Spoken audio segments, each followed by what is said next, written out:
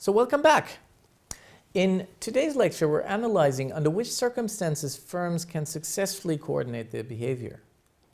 And as we've just seen, if games are played repeatedly, this may help firms to cooperate. Another way by which behavior can be coordinated one way or another is commitment.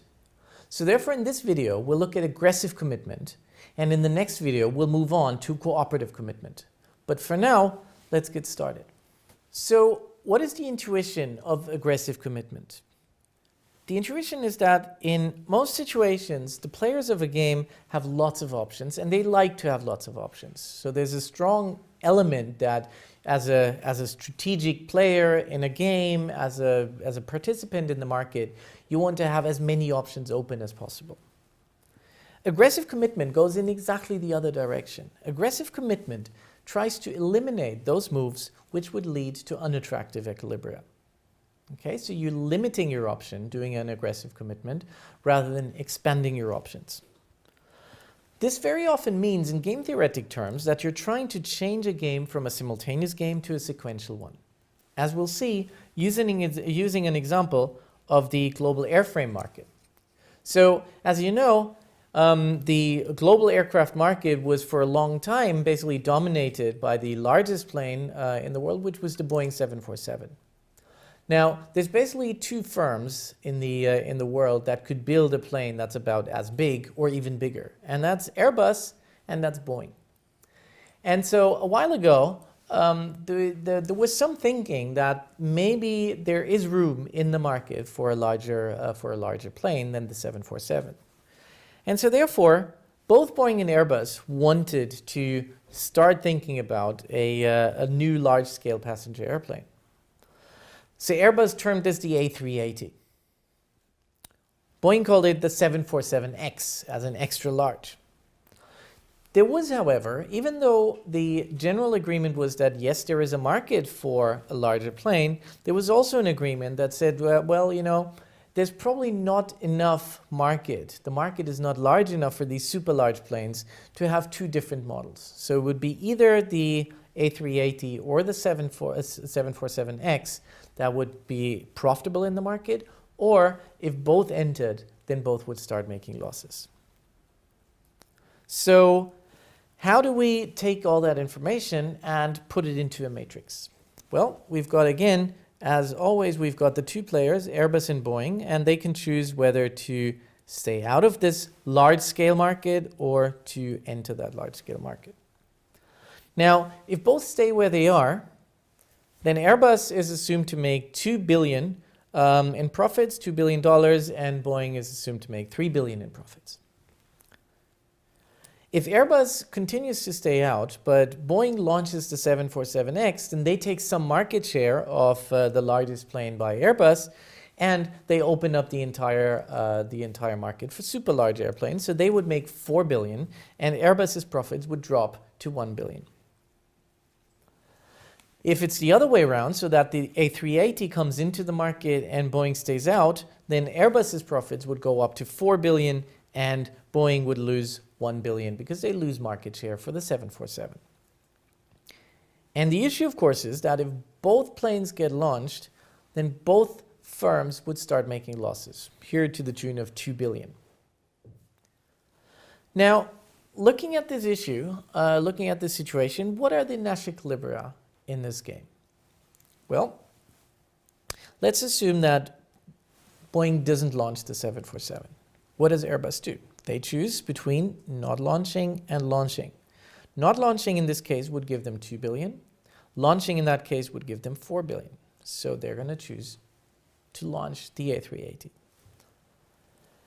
If Boeing launches the 747X, then Airbus faces the choice between staying out and making $1 billion, losing some market share, or going in but losing $2 billion because the market does not sustain two planes of this size. So therefore, they're better off getting the $1 billion that comes from not launching the new product.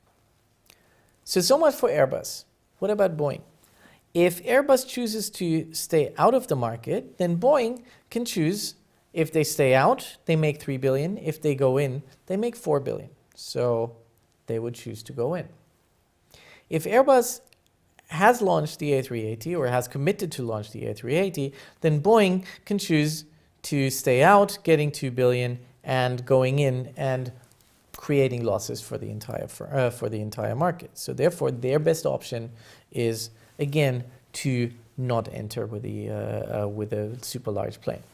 So here, just looking at that, you see that we've got two Nash equilibria. One where the A380 is launched and not the 747X, and one where the 747X is launched and not the A380. So looking at this, it's pretty clear that Airbus has a clear preference over these two Nash equilibria, right? So Airbus wants to launch the A380, but wants to make sure that Boeing does not get to launch the 747X.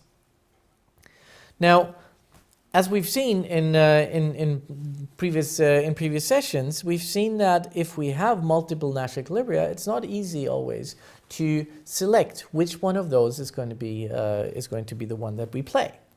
So let's see what Airbus did, or what Airbus was trying to do in trying to change the game and influence the game such that their preferred equilibrium is chosen. So they chose an aggressive commitment. They chose to move first. And they chose to move first such that even before the plane was completely developed and so on, they started building production facilities in their two hubs, Hamburg and Toulouse. And what's more is they made sure that these production facilities can only be used for the production of the A380. Okay? There's no way back. They couldn't produce a smaller plane with these production facilities. And this changed the game decisively, because this meant that Airbus was now committed to building the A380. So again, let's go back to the theory and see how that works. Well, Airbus has a choice, and they have the choice first. They have the choice of launching the A380 or not launching it. Boeing can react to that, and they can choose to launch or not launch the 747X, depending on whether Airbus has launched the A380 or not. So looking at the payoffs, we know those from the previous game matrix. If both planes are launched, losses are going to be 2 billion for each. If only the A380 is launched, then Airbus is going to make their highest profit, which is 4 billion, and Boeing is going to make 2. If only the 747X is launched, then Boeing is going to make their highest profit by making 4 billion, and Airbus is going to make 1 billion. And if none of the planes is launched, then they make profits of 2 billion for Airbus and 3 billion for Boeing. So let's try and solve this game. And let's try and find the Nash equilibrium. So if Airbus has entered the market, Boeing could choose to launch their 747X as well, or to stay out. Given that you make minus 2 billion here and you make positive 2 billion here, this is going to be their preferred option. So if Airbus launches, then Boeing is going to stay out. On the other hand, if Airbus stays out, then Boeing can choose to enter and make 4 and stay out and make 3. So of course, their best strategy here is to enter. So now we can compare the situation from Airbus's point of view. So if Airbus enters with the A380, they're going to make 4 billion. If they're not going to enter, then Boeing is going to enter and Airbus is going to make 1 billion. So the outcome of this game, the subgame perfect Nash equilibrium, is going to be that Airbus chooses the A380 and Boeing stays out of the market. In this short video, we've looked at aggressive commitment, and we've looked at a commitment that basically changed the game from a simultaneous game to a game where Airbus had the first move. And we could also see that this changed the dynamics of the game. It changed the outcome of the game significantly, because it meant that Airbus was able to select which of the two Nash equilibria that we saw in the simultaneous game they were going to select. So they influenced the outcome of the game by moving first. So for now, to make sure that you grasp the concept of aggressive commitment, let's do the in-video quiz, and then we'll move on to the next video, which is going to be on cooperative commitment. So see you in a few minutes.